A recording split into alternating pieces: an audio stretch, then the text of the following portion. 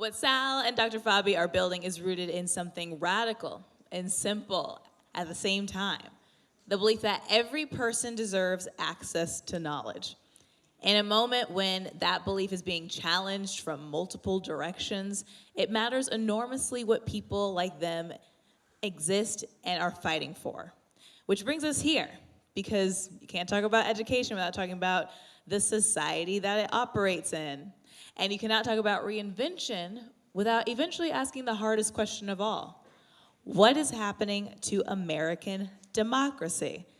And is it gonna be okay? Our next speaker has spent decades asking exactly that question. He has reported from conflict zones, studied governments on every continent, and written some of the most clear-eyed analysis of our political movement that exists anywhere. He does not do false comfort. He does do hope, the earned, rigorous, clear-eyed kind. Please welcome Pulitzer Prize-winning journalist and New York Times columnist, Tom Friedman. Thank you. Thank you so much. What a treat to be here. I'm going to talk today actually about a new book I'm working on, and that will frame a lot of what the conversation I have with Grant afterwards on the question of democracy in the world and the Middle East and the Gulf War and everything. But for you to understand what I'm thinking and why I'm thinking it, I want to give you this bigger frame. So the book is called How to Write a Column.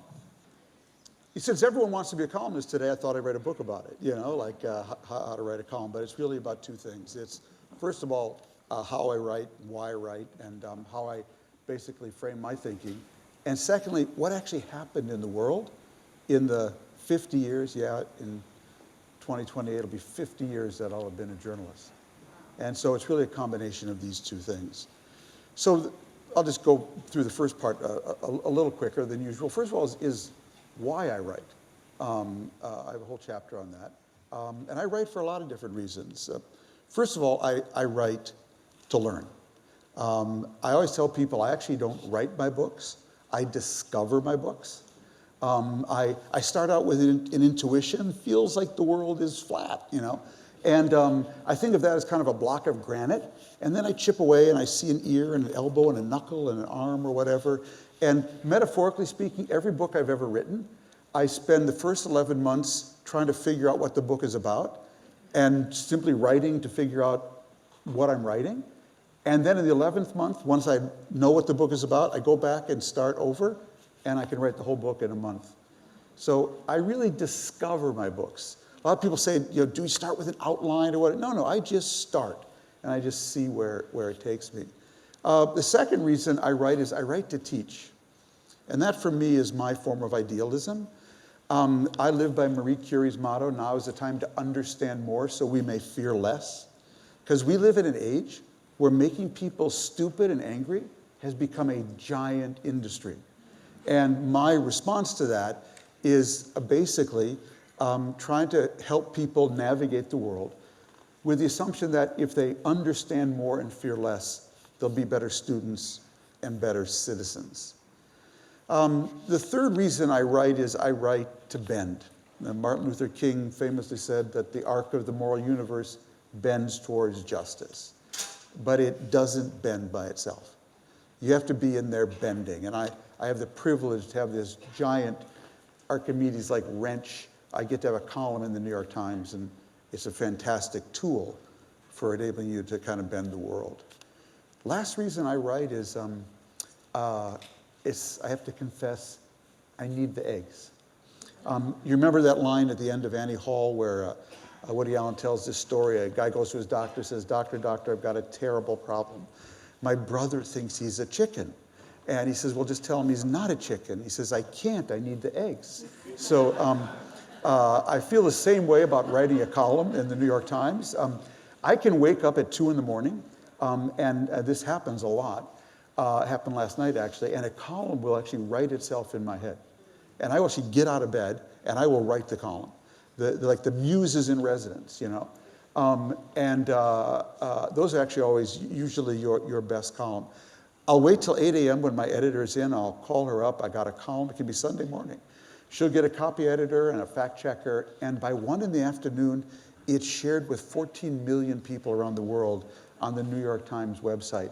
Something that I was, in bed thinking about at 2 in the morning. And I have to tell you, friends, that is the most fun you can have legally that I know of, okay?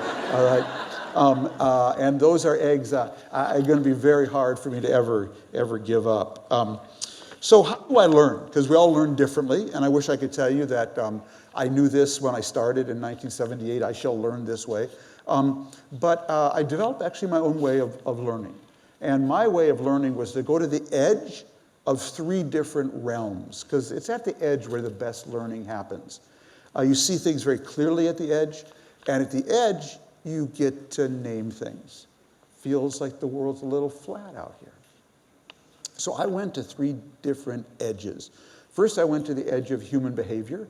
I lived in a civil war in Beirut for 5 years. That's a long time to live in a civil war. And I learned so much, because I was a Minnesota kid who went to Beirut.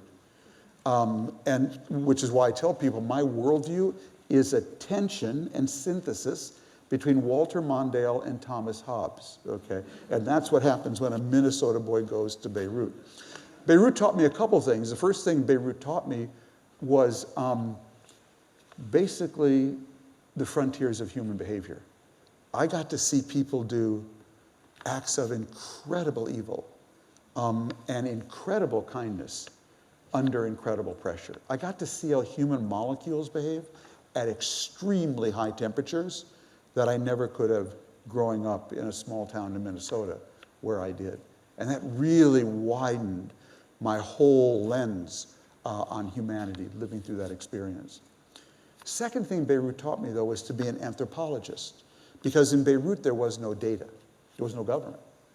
So when you live in a city with no data, you really have to become an anthropologist. That is, if you want to know what the mood is, you can't go to the poll, because there is no poll. You actually go out in the street and you actually interview 20 people, and then you find out what the mood is in Beirut. And that has actually stayed with me to this day. If you're anywhere near me, I will interview you, okay? Because I think everyone has something to teach you. Now, I confess this in my first book, From Beirut to Jerusalem. I'm not proud of it, but it's true. When I was in Beirut first, I was actually there with UPI, the wire service. And part of my job back then, this was again the late 70s, was to file the daily weather highlights from Beirut. Because back then, you were traveling to Beirut, you went to the paper to see what was the weather in Boston, Bangalore, Beirut. And the problem was there was no weatherman. And so I made up the weather report every day from Beirut. Ahmed, how did it feel out there today? Oh, kind of cool, Mr. Tom. 72? Yeah, 72. Hi, Beirut, 72. Last night, Ahmed, how was it? Kind of warm, Mr. Tom. Say 68? Yeah, 68. Low Beirut, 68. And thus was the weather filed from a city with no data, okay? But living in an environment with no data is quite an interesting experience. The second edge I went to was the edge of technology. So when you do what I do, it's really important to touch the hot stove. You want to be touching the very edge of the story. And I learned very early on that the people in the world touching the hot stove, as the foreign affairs columnist for the New York Times, were not just the State Department and the National Security Council, or even the US military. It was actually global companies. So I pioneered this basically journalism of going to global companies all over the world, whether it was Microsoft or Amazon or Walmart or Infosys in India, and asking them, or basically saying to them, don't care about your stock price, your quarterly earnings, your annual revenue, or your next CEO. I just want to do 2 things. I want to hang out in your research lab. I want to know what's going on at the very tip of your spear. And then, because if you want to understand the future, hang out with the people who are inventing it. And then I want to spend time in your HR department, your human resources department, because I want to know how you're training your people for the future you're inventing, because I think that's coming to a San Diego near me.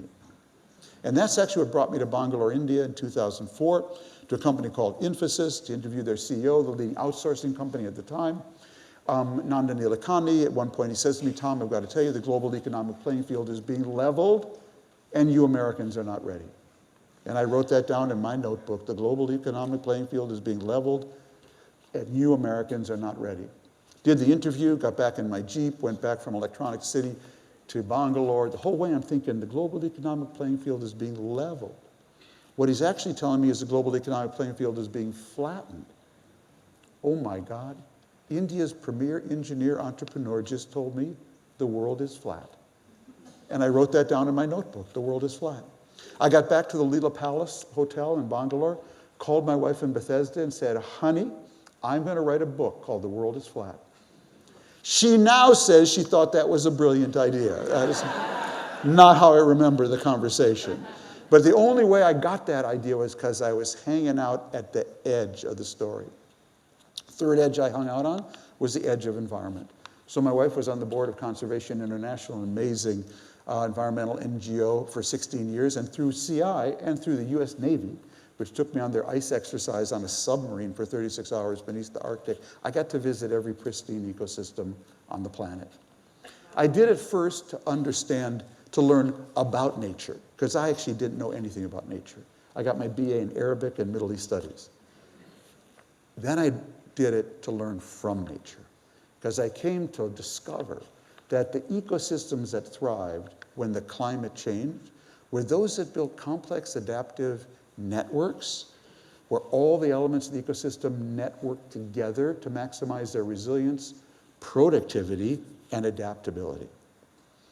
And I then just translated that into human communities, that the communities that will thrive when the climate of technology and the climate of the climate changes are those that build complex adaptive coalitions, where business, labor, educators, social entrepreneurs, local government all work together to build healthy interdependencies. And that became a huge lens through which I looked at the world. So the way I learned was then to mash all three of those together. I just mash all three into a kind of 3D lens. And so wherever I go, whether it's San Diego or San Juan or anywhere else, I'm always joggling between all three of those. And that's why back in 2011, I was the first person to write that the revolution in Syria was actually caused by a drought.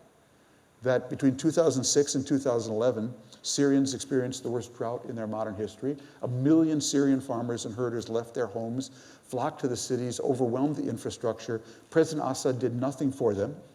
Then they took out their little cell phones and watched the revolutions in Tunisia and Egypt, and then they blew the lid off the place. It was the market, Mother Nature, and Moore's Law all converging. And if you didn't see it in 3D, you actually wouldn't see the story. So that's the lens that I bring to the world. And I live by the motto of one of my teachers, Lynn Wells, who likes to say, Tom, don't think in the box and don't think out of the box. Today you have to think without a box. And that's very much the lens that I've learned to bring to the world.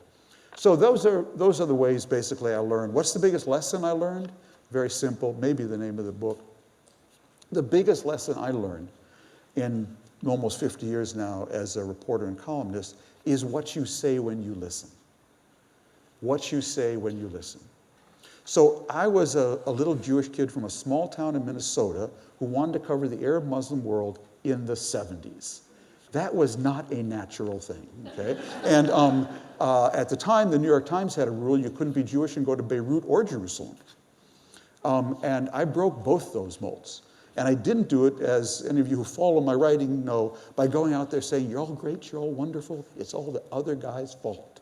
Please like me. Actually, I'm in people's face all over every day a lot. And the way I survived was by being a good listener. Because I learned that two things happen when you listen. One is what you learn when you listen. And frankly, all the stories I got wrong were because I was talking when I should have been listening. And number two, and even more importantly, is what you say when you listen. Because listening is a sign of respect. And it's amazing what people let you say to and about them if they think you respect them. And if they don't think you respect them, you can't tell them the sky is blue and the sun is shining. So I could go into a room, whether it's young Israelis or young Arabs or young Palestinians, and they'd have columns in my mind printed out, and they're ready to carve me up.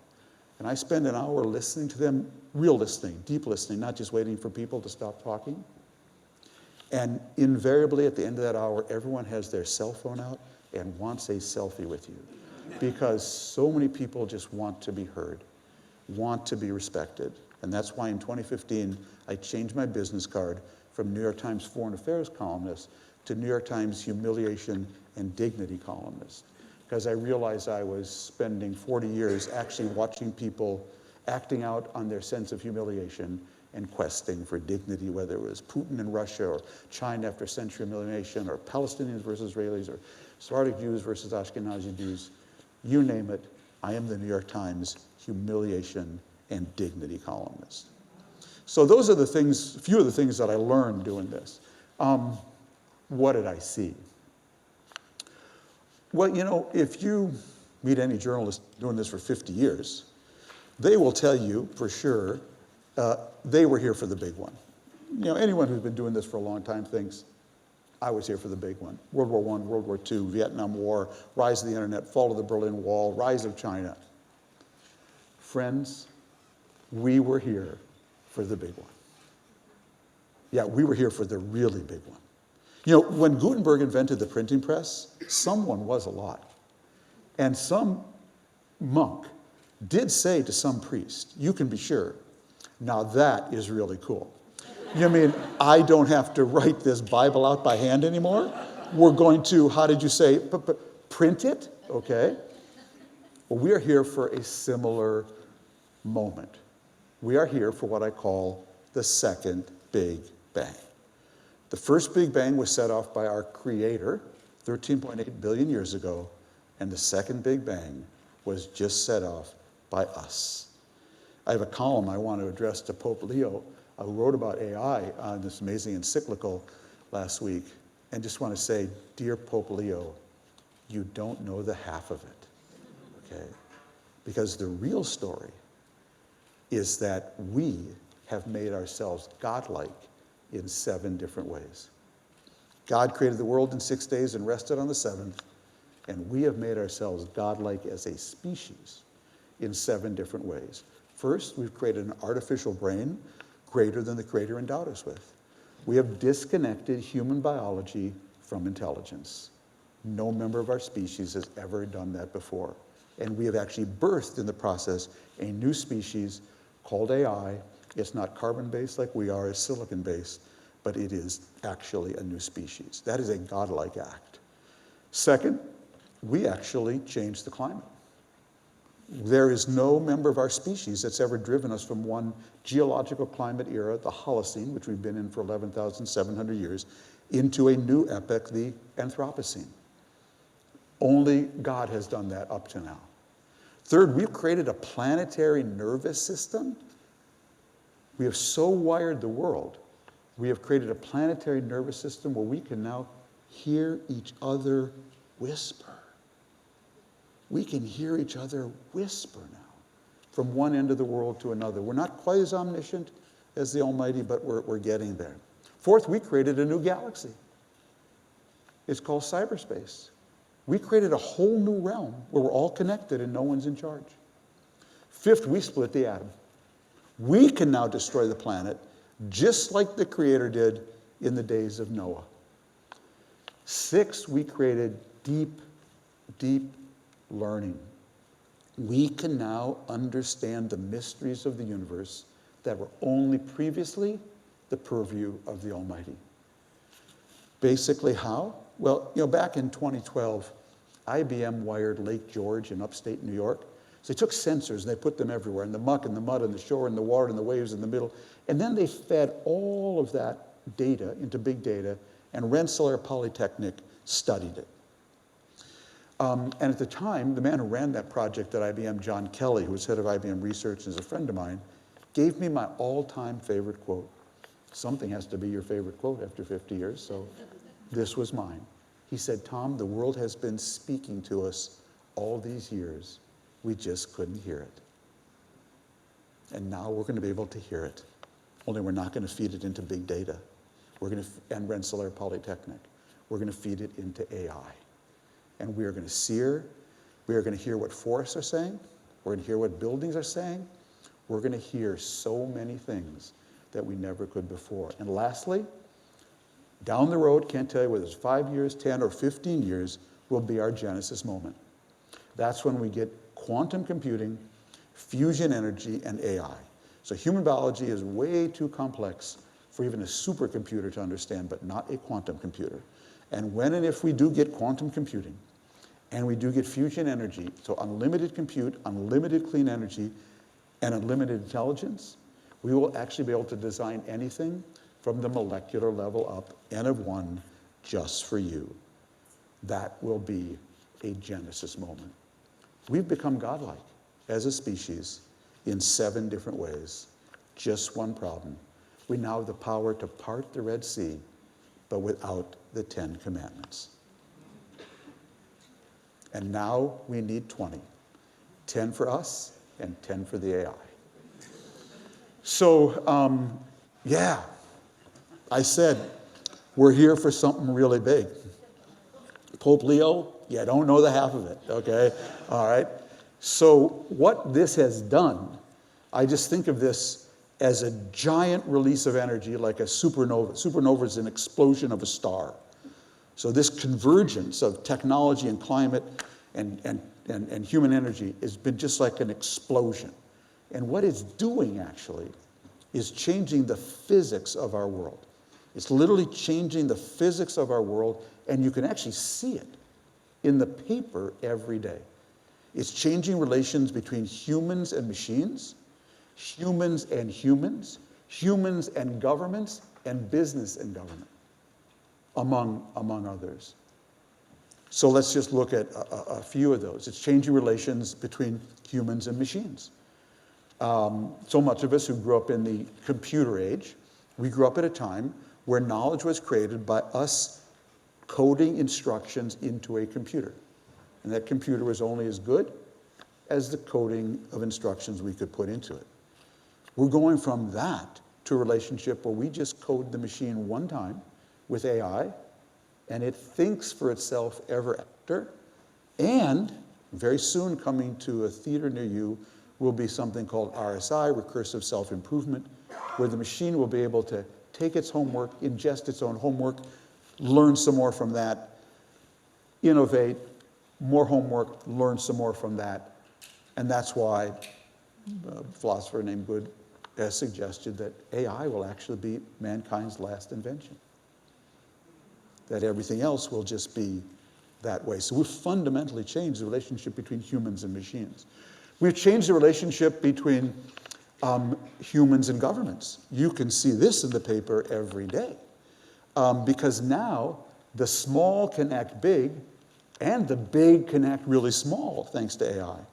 The asymmetries are now getting really stark in both cases, and you see them in the Iran war. The big can act small. Israel and the United States killed Iran's 12 top leaders with one shot at the start of this war.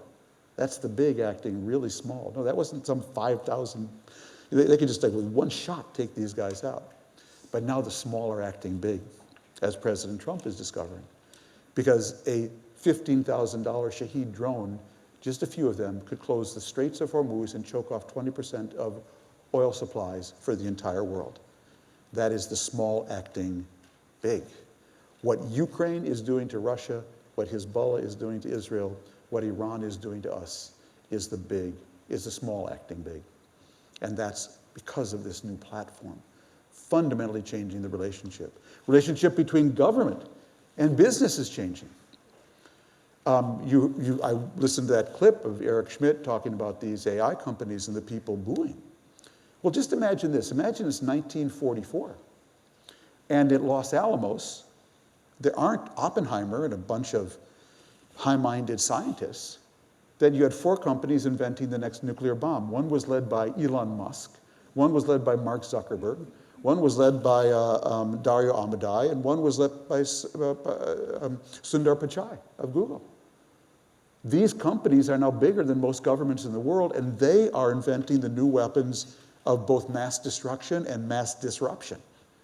So the relationship between governments now and business is fundamentally being changed on this new platform. Most of all, and most importantly, we're seeing a fundamental change in relations between humans and humans. So back in 2004, I wrote that the world was flat. And it was a book that basically said we're going from a connected world to a hyper-connected world. Well, what's happened in the 20 years since I wrote that book, because with each leap forward of technology, the time between the next great leap forward shrinks because it builds off the one before. So today, the world isn't flat anymore. It's actually what one of my teachers, Dov Seidman, calls fused. We've actually gone from flat to fused. Now, when you write a best-selling book, it has a title and it gets adopted, you don't want to give that up so easily. So it took me a while to actually come to terms with this. I was in China last year, 2024, for the China Development Forum. It's their big economic conference every year as a speaker, and they sent a young Chinese college student out from the China Development Forum to meet me at the airport and receive me and make sure I got through customs and all. And so we were sitting, waiting around for my bag, and at one point she said to me, "Mr. Friedman, I just have to ask you, is the world still flat?" And I said, "Actually, it's flatter than ever in the way I meant it, that more people in more places can compete, connect, and collaborate on more things in more ways for less money than ever before." I could see she wasn't quite buying it, And I was just thinking about that. And then she tapped me on the arm and said, "Mr. Friedman, I used ChatGPT last weekend." I said, "You use ChatGPT on a VPN from Beijing and you're asking me if the world is flat?" So the world isn't just flat, it's now fused. We are all living now in a crowded theater, and everything is affecting everything. I had the most amazing experience last year, the night Joe Biden debated Donald Trump in Atlanta, the one that killed his campaign. I was actually in Lisbon, Portugal. I was all set. It was 1:30 in the morning, the debate was going to start. It was 1 in the morning, the debate was going to start. It was going to end at 2:30. I had a car waiting. I was going to go at 2:30 a.m. to the airport, catch my flight to Zurich at 4 and go home. Got my bags all packed, put my feet up, got right in front of the TV, had my laptop there. Debate started, 15 minutes, I realized this is over. I had to write a column then and there calling on President Biden to drop out of the race. Called my wife, make sure that was okay, listened to the debate, called other friends. I'm typing, I'm listening, I'm calling friends, I'm doing this thing. Debate's over at 2:30. I run downstairs, get in my car, go to the airport. I'm typing in the back seat, get to the airport, run through customs and check my bags. I'm in the lounge, typing.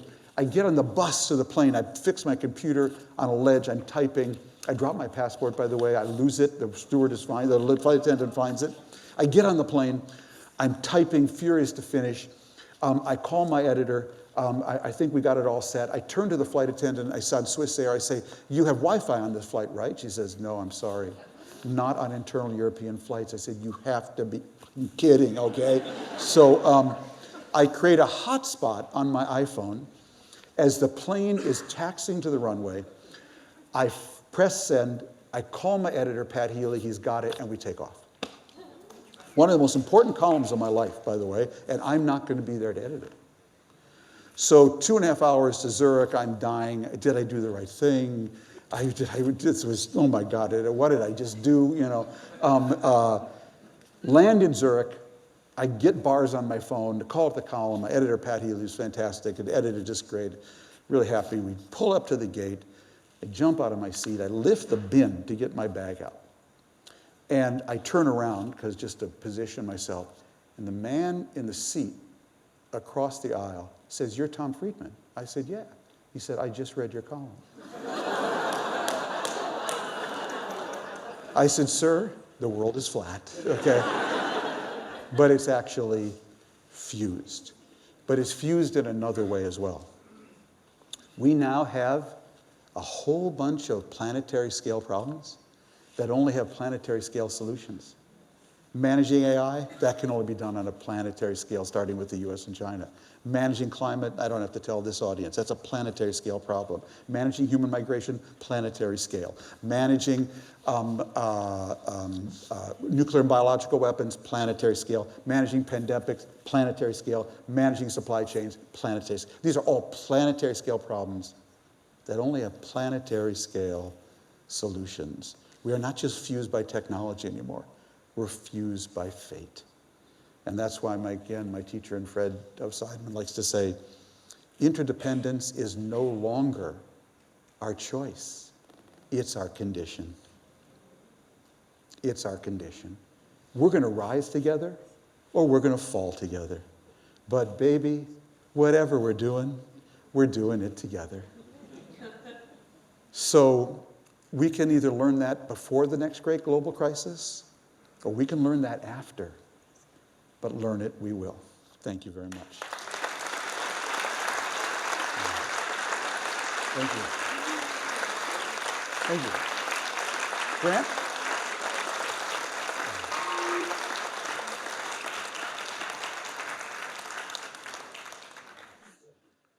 Did I do okay? What time was it? Great. I am so depressed. I didn't mean to. So that was amazing. And I want to start by, I'm sitting with what you talked about with the world is fused and that we've made ourselves godlike in 7 ways. And I can't help but wonder, the title for this session is that reinvention is the only option. And what you're describing is a world in which we're being reinvented around. Yeah. And I'm curious, when you talk to people, the message you concluded with about interdependence, I think, is powerful and right. But a lot of people sit with this message and think, it is just so much bigger than me. Right. Do we collectively have the wisdom to deal with this? When the Pope only gets half the joke, So when you reflect on whether we're ready for the change that we're dealing with, how do you think about that? And how would you bring that to earth for a group of people working in a community context? Yeah. It's a wonderful question. So I can only think it like small bites. When I have more time, let me just say where I would have gone next in my talk. Okay. Because I've got a slide to actually illustrate this.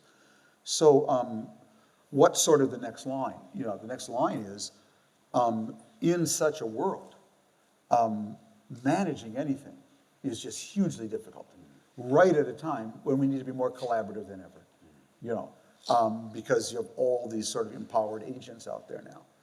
And so we shall be known by the company we keep. That is basically, unless we as a species learn to depolarize ourselves, detribalize ourselves, and detoxify ourselves at a pace and scale we've never done before, we're going to have a real problem. Now, people will say to me, oh, Friedman, like you called for like working with China on AI and whatnot, that's so naive. To which I say, no. Naive is thinking we're going to be okay if we don't. That's naive. Now, so I have no doubt about how hard this is, But the beginning of wisdom is to start to talk about it. So I'll tell you a little bit about my own personal journey, Grant, and how it works with this challenge in America. So I grew up in Minnesota, and then I went to Beirut. And Beirut, literally, because I grew up in Minnesota in the 50s and 60s, at a time when Minnesota was on the cover of Time magazine as the place that worked. I grew up in an amazing community. I grew up, I've written about this in my last book, with Al Franken and Norm Ornstein and the Coen brothers and Michael Sandel. We all went to the same Hebrew school together. It was a freaky place, okay? But it was an amazing community where government worked. And if my column had a real name on it, not Foreign Affairs, it would actually be called Always Looking for Minnesota. That's basically what I've been doing for 40 years. And the reason I get myself in trouble sometimes, more often than not, is because I have an unerring ability to find the Minnesotan wherever I go. So I can go to Iraq, I can go to Iran today, I can go to Beirut, I can find those people who want to live in a pluralistic, environment and a place where government works. So and so I go to Beirut in the Middle East, but I could always come home to Minnesota. And then George Floyd happened. And Beirut came to Minneapolis. And I just thought, is this how the story ends for me? And then, God bless them, my fellow Minnesotans rose up last winter. Do not fuck with winter people in winter, okay? All right. And they put on the greatest demonstration. I wrote my maybe all-time favorite column about this, of neighboring. That I am my neighbor's keeper, however he or she got here, whatever their gender or sex or background or faith. First and foremost, they're my neighbor. And you may think they're illegal, and maybe they are, and maybe we need to address that, but their daughter babysits for my kid. Their husband digs my car out from the snow on Wednesday because I dig his out on Friday. And I see them at church every weekend, or mosque, or synagogue, or wherever. And we saw in Minnesota, I think, the greatest expression of civic uprising of Americans not in uniform anywhere in this country ever. And they got rid of Christy Nome, and they got rid of the guy who was running ICE, and basically Stephen Miller had to shut up. And that was really remarkable. And so the last chapter of my book is, you can go home again, Tom. Okay. But what really was Minnesota doing? Minnesota was modeling for America what America needs to model for the world. How do we make out of many one, which was our project, when the many now is so much more diverse than when I grew up in Minnesota? And the America is so much more diverse than the original 13 colonies. That is what I call America First. That's my version of America First. We need to be the first to model and mentor for the world how you make out of many one when the many now is so much more diverse. And we have it in us. We have it in us to do this. And I think we've just lost sight of it because of the craziness of our politics. And, Trump's a problem, but, I have problems with, Democrats as well. I mean, our politics have just gotten crazy, and we've lost sight of the will and the skill to do this. And so the part of my talk I didn't talk about is, so we come to this moment where, we've got to learn to collaborate like better than ever. And right at that moment, what did we do? We uprooted all our mangroves. So I'm a Minnesota kid. I didn't know what a mangrove was until I went with Conservation CI to International to the Atlantic Rainforest in 1995. My first trip was CI. And they taught me what a mangrove was. These amazing forests that grow on the interseas between ocean and land. And mangroves do 4 amazing things in nature. They filter toxins and pollutants. They buffer storms.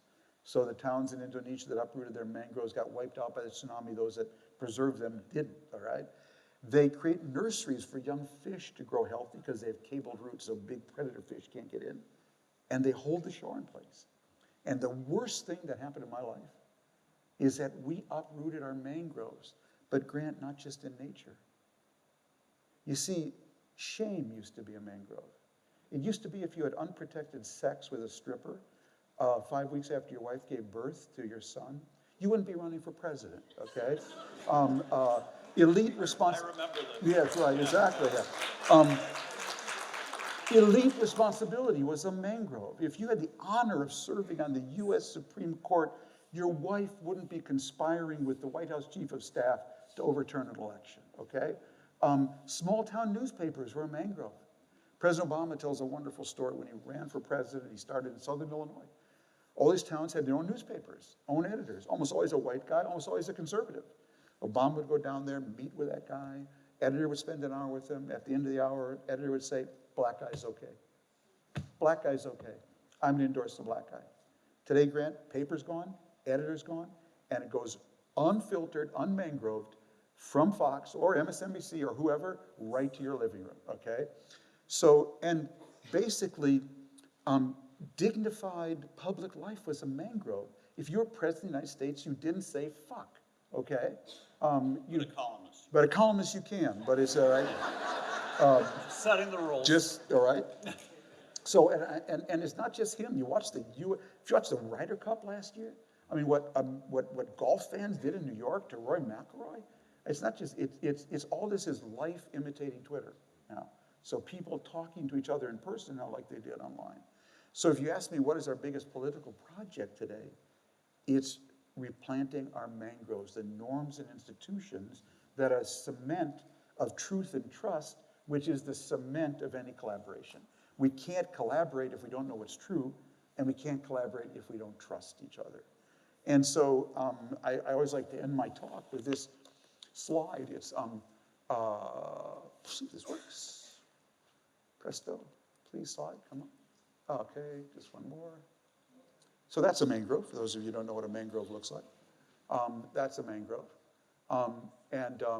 So there was, back in 2021, at the height of COVID, the Washington Post had a section, it was like good news.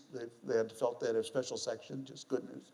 So at Christmas time, they did a story about a town called Rogers Forge, it's halfway between Baltimore and DC, where a guy at Christmas time was putting up his Christmas lights. And he knew the lady who lived across the street was depressed. She recently lost her husband, and she was alone. And on the spur of the moment, he decided to take his Christmas lights across the telephone pole and light up her house too, without asking her. And everyone in the town saw this. And so they all mimicked him and did the same thing. And that's what it looked like. That's Rogers Forge at Christmas. Now, what does that remind you of? A mangrove. So if you take nothing else from this talk tonight, please take this. Next Christmas, hang your Christmas lights horizontally, okay? So that to me is the big challenge now. How do we rebuild the truth and trust that is the cement of the mangroves that will allow us, America, to do the real America first? So that is a beautiful metaphor, and that is a beautiful illustration of what you're talking about. And I love that in a community group, you're bringing this right back home to the idea that we can begin to do this in our own community. What you're describing, though, at a global level, and you've written about this so beautifully, is the movement away from an entire strain of philosophical political thought called liberalism, which saw the world through the lens of nations are strong, competing entities that necessarily need to represent groups of people, and but through a process of cooperation and collaboration, they can get along in a potentially very hostile world. Worked pretty well for 80 years, and the mangroves were ripped out in the context of that also being ripped out of the global consciousness. So not just here, it's everywhere, happening everywhere around the world. So how hopeful are you about our capacity to begin to rebuild that? Well, I should have warned you that I can actually ruin any dinner party. And Right. I do weddings and bar mitzvahs too, so everyone's free. Look, I'm from Minnesota. And so my motto, the other side of my card is pessimism. What's the fucking point? Okay, I don't. Anybody got another question? Yeah. So I'm going to give you an answer because I just don't do pessimism. It's not my default. It just. So I'm always thinking about how you do this. Well, let's start out where you started though, Grant, which is that people need to understand. We have just come through. We've been the lucky Homo sapiens as Americans through the most peaceful and prosperous, relatively peaceful, relatively prosperous. More people have come out of absolute poverty, and more people have been living in a peaceful context, relatively, than any moment in world history you could find. Okay, why is that? The world was the way the world was because America was the way America was, and America said, just what you said. There's really just two kind of people in the world. My economics tutor, Eric Beinhacker, always says this to me. There's people who think that 1 + 1 adds up to 3, and people who think that 1 + 1 adds up to half of 1. Because if you've got 1, I've got less. That's our president. Okay, the people who led us after World War II believed that 1 + 1 added up to 3. That if we built global institutions and global trading arrangements and global security structures, that we Americans, as the biggest, somehow we'd benefit. But we didn't even add it up. But we were just pretty sure that that's what would happen. And my colleague Ezra Klein did a beautiful interview yesterday with Yuval Noah Harari, and he said something in there that really worried me because I knew it was true. He said, you know, if you look at what's going on, we're just ripping up all the plumbing that made the world what it was for the last 80 years. We're kind of living off the creaky pipes now, what's left of it, but eventually it's going to give way. And that would be a really troubling time, you know what I mean? And that's what so worries me about where we are as a country right now, and where we're going. Look, criticizing Trump is shooting fish in a barrel. I don't need to do that. You know what I mean? It's just that they're wrong. They're so wrong about the world that we had, and they're getting rid of it just so unthinkingly. And I think it's something we will really regret. So it's tough to know where to pivot from there. But let's go to. I have this image in my mind of the monk standing, talking to the abbot and saying, "That thing's cool." So as we're trying to lean into possibility around these enormous powers that are being created, at the same time as there is this reversion at the political level to these sort of old school ways of operating in the world. Are you seeing either in the companies that you're talking to, the places that you're visiting abroad, or in pockets here in the United States, outside Minneapolis, which we'll stipulate is God's country, are you seeing areas of innovation and a new spirit emerge that point the way to a restoration of democracy? It's a really good question. I think community events like this, they just warm my heart, frankly. I think it's a wonderful thing. Again, this may be the eternal optimist in me. I think most Americans really don't like what's going on. They really don't like being told to hate their neighbor and torn apart. Yes, there's people on the left, right. There's always going to be extremes who groove on this, but I don't think that's where the country's at. I tell you a story. So I like this lecture. I think my lecture agent will call me sometimes a year in advance and say, you got an invitation from somewhere. So a year and a half ago, my lecture agent from Creative Artists called me. He said, you have an invitation to speak at Pittsburgh State University. I said, please sign them up. Sounds like fun. A year and a half went by. The week before the event, I had to go to Korea. And I got back to Bethesda, Maryland, where I live, but no problem. Pittsburgh's right, it's an hour flight away. So I called my lecture agent for the logistics the day before that, and I said I'd like to go in the morning, come back in the evening if I could. I said, no, it's Pittsburgh without an H. I said, where is Pittsburgh without an H? I didn't know there was one. He said, it's in southern Kansas. I said, how do I get to Pittsburgh without an H? He said, you fly from here to Springfield, Missouri, then from Springfield to, you fly from here to Chicago, then from Chicago to Springfield, Missouri. Then you drive for 2.5 hours to Crawford County, Kansas, where you will speak at Pittsburgh State without an H. I said, you have to be out of your mind, okay? I am jet lagged like crazy. Anyways, I obviously fulfilled my obligation, went down there, Crawford County, voted for Trump 66 to 31. Got there, wonderful people, great students, curious. I had a wonderful time there, wonderful reception. As actually turned out, the lecture was sponsored by Lee Scott, the former CEO of Walmart, whose brother was president of the university of all things. So anyways, I gave my talk and we did this, and a political science professor from the university interviewed me, and he asked me a question. I don't remember, Grant, what he asked me. I just remember my answer. I said, Donald Trump. That's the way it should be with all good interviews. No. I said, Donald Trump says his favorite word is tariffs. My favorite word is public.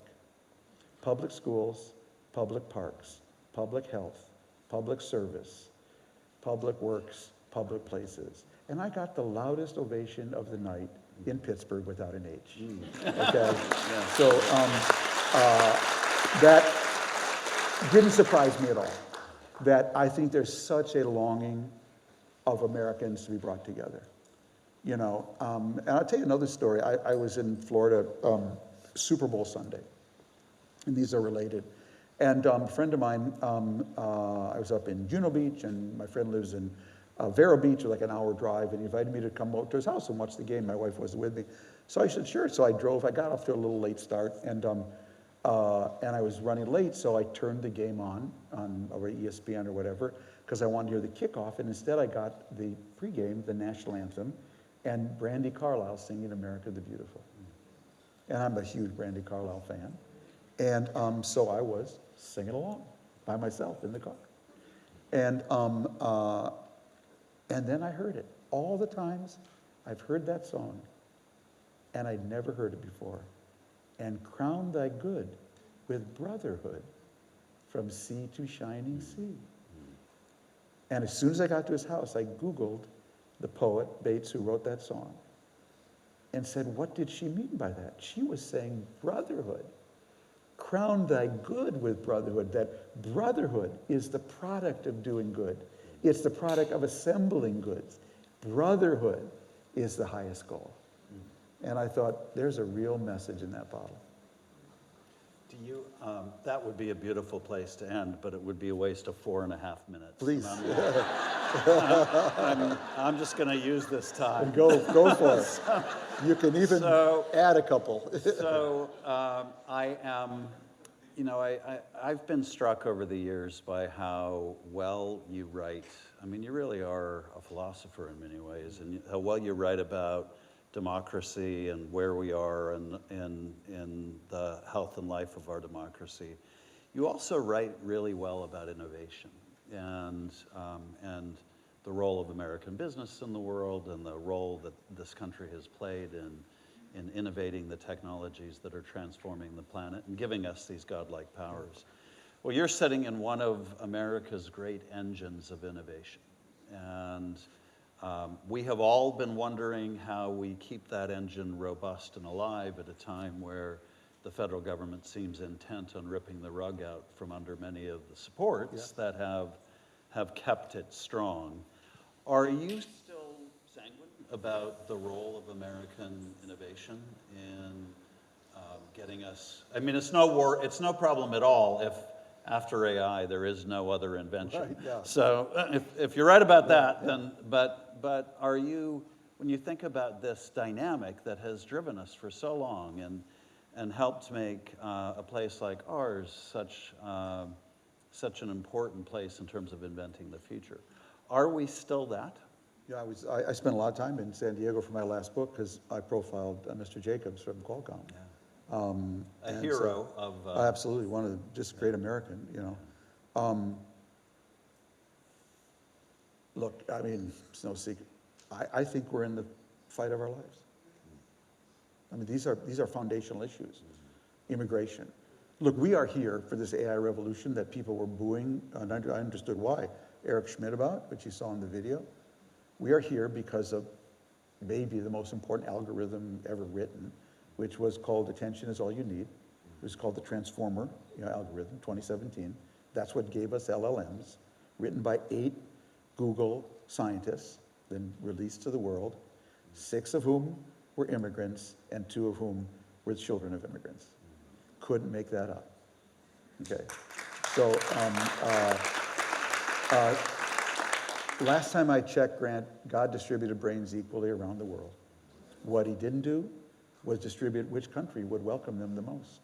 Both the high energy, and high IQ. And we are who we are as a country because we led that parade. And if we abandon that now, we won't be this country. Not next year, maybe, or the year after, but and that's why it's, to me, part of the very lifeblood of making out of many one again. And one of the problems we're here, the reason we're having this problem, is that we had a flood of immigration that was too fast for some people. Changed too many things too fast. And we have to respect our brothers and sisters who felt overwhelmed by some of this. And again, I'm very sensitive to it. So I grew up in Minneapolis. After the war, 1948, my dad's sister and brother-in-law moved to Wilmer, Minnesota. It's a small town in west central Minnesota, 2 hours from Minneapolis, in 1948. At the time, Wilmer was 99.99999% white Protestant Catholic, German and Scandinavian, and 3 Jewish families, one of whom was my aunt and uncle. They were the exotica in town, okay? And my aunt used to go to schools and explain, Passover and whatnot. I went to Wilmer for 50 years. So I really became deeply knowledgeable about Wilmer. And in 1975, I never forgot this, my aunt came down with my uncle to Minneapolis for an event with a family, and she pulled me aside and said, Tom, I was in the grocery store on Saturday, and I heard someone speaking Spanish. I heard someone speaking Spanish. And it was her first encounter with the other. And she never forgot it, and I never forgot it. Fast forward, my aunt passed away 12 years ago. I'm in my office one day. I get a call from a woman named Dana Mortensen. She runs a great education NGO in Minnesota called World Savvy. Can I come see you? Yes, come see me. Would you donate a fundraising lecture for us? I said, well, tell me what you do, you know what I mean? Because I don't even know what you do. And she said, we work on providing global education for small town schools. I said, that's great, where do you work? She said, we're here and there and in Wilmer. Wilmer? You work in Wilmer? I told her my whole history. I said, here's the deal. You set up a day for me in Wilmer, and I'll give you a free lecture, okay? So I recruit an Israeli friend of mine, Giddy Greenstein, who's an expert of small towns in Israel, and she brings Hamza Warfa, who's a Somali head of workforce development in Minnesota, and the 4 of us in her station wagon go off to Wilmer. It's like a joke, so a Somali and Israeli will go to a bar in Wilmer, And that's right. So first stop is Wilmer High School. And the principal meets us, and he shows us over the lobby is now a giant steel world map with little pins in it. Because the rising seniors at Wilmer High every year take out a ladder at the beginning of the year, he explained, and put pins in the map of everywhere people in the senior class are from, because Wilmer, Minnesota today is 50% Somali and Latino. A town that was 99% the other way. So that's a lot of change really fast. So we're there at breakfast time, so we started the day there, and they have like a morning breakfast for kids, rolls and coffee and whatnot. So they're all lined up. And we're standing with the principal, and it looks like a Benetton ad, you know what I mean? Just like, so I say to the principal, do you have to have diversity class? He said, yeah, we tried that. They told us to get lost. Because Muhammad is now dating Zhao's sister. Zhao's brother, is Juan's best friend. This is natural for them. And my hope, and I will say my expectation, is that it's going to be natural in 20 years too, and we're in the really rough transition to that moment. That's my hope. It's fabulous. Thank you. I'm going to make you do that again. I just want to say, Tom, that is, I was joking when I said I'm so depressed because it's just so much information.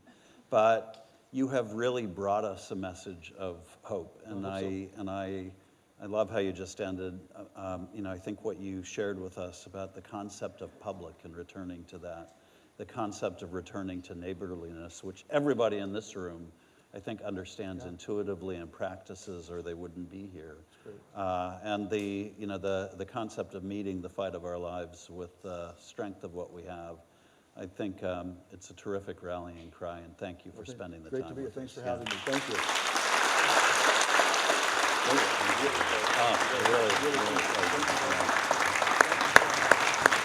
Thank you. Really appreciate it. Thank you. Thanks so much.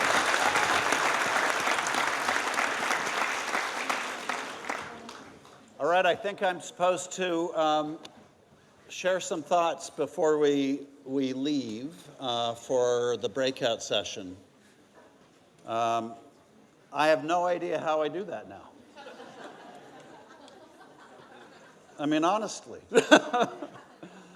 But let me just quickly, if I can, share a few observations about what I heard today, and it's funny how when you put a program together like this, it sometimes comes across as intentional.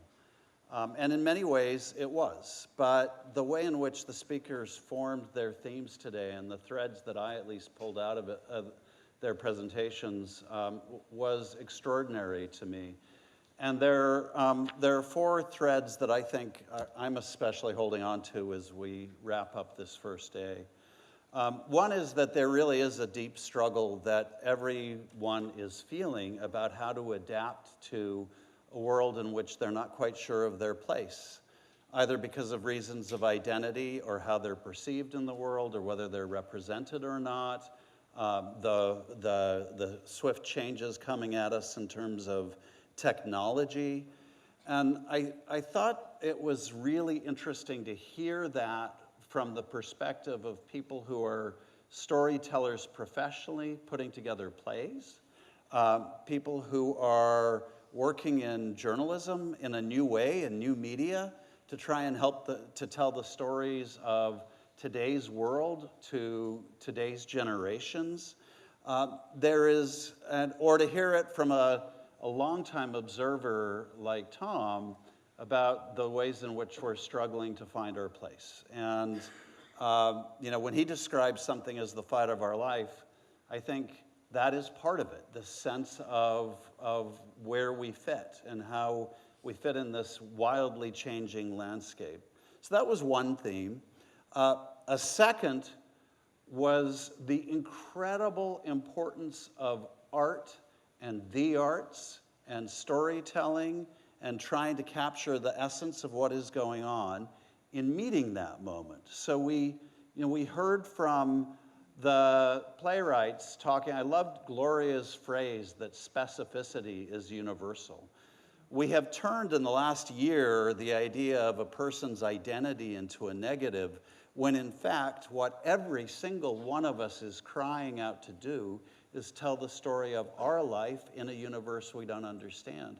And the telling of that story through the lens of our community and our personal experience is not isolating and differentiating. It is opening us up to each other.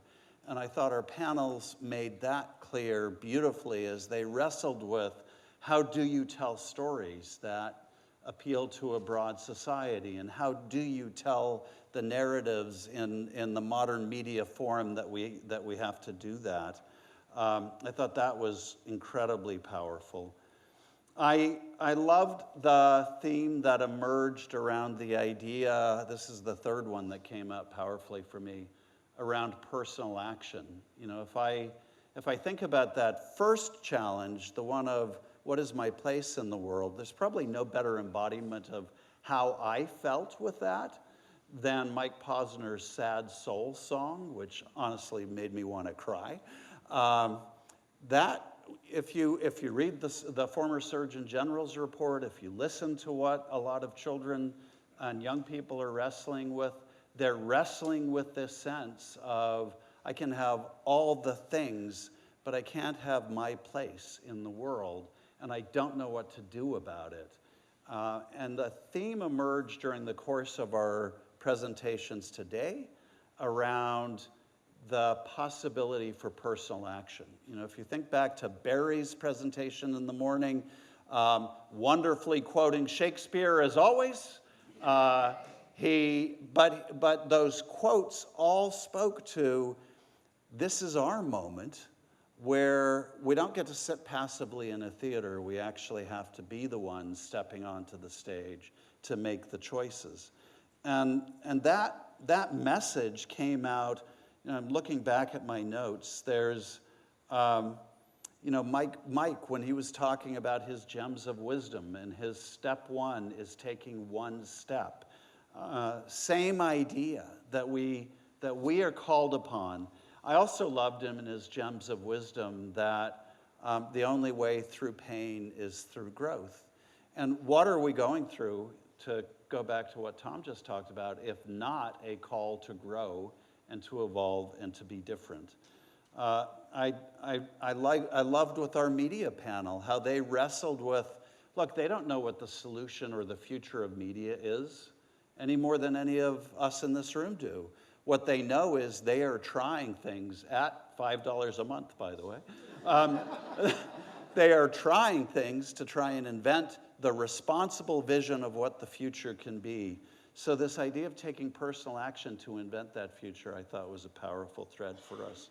And finally, I found a deep theme in the discussions around how people find possibility, not just action, because action can take the place of actually feeling hopeful. But they all, a constant theme that I heard in the presentations or the discussions was the ways in which our speakers see possibility in the work that they're doing. You know, when you look at Sal Khan and his conversation with Fabi, and I love that off of this stage came a commitment to work together in San Diego. How about that? But that was just one small embodiment of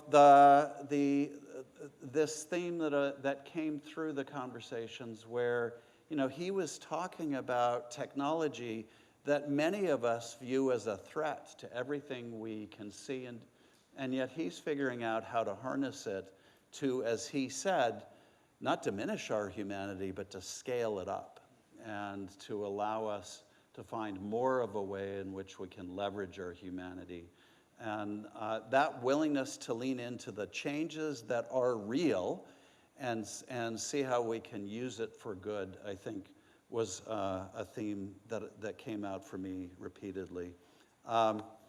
Finally, there was one in that last vein in terms of how you find possibility, which comes back to what I said in my opening, which so many of our speakers said in one way or another.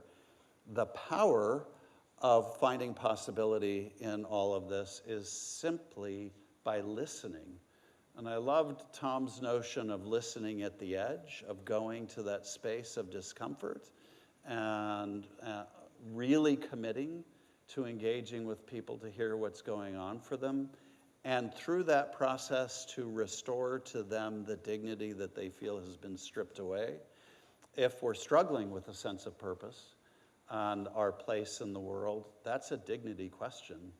And what I heard today was a powerful opportunity for all of us to work together on creating a new kind of dignity in the world, or perhaps returning to the mangroves, to use Tom's metaphor. So I'm going to leave you with that for today. I'm really looking forward to the conversations tomorrow. But in the meantime, we have another spectacular set of breakouts for you, which I hope you will enjoy.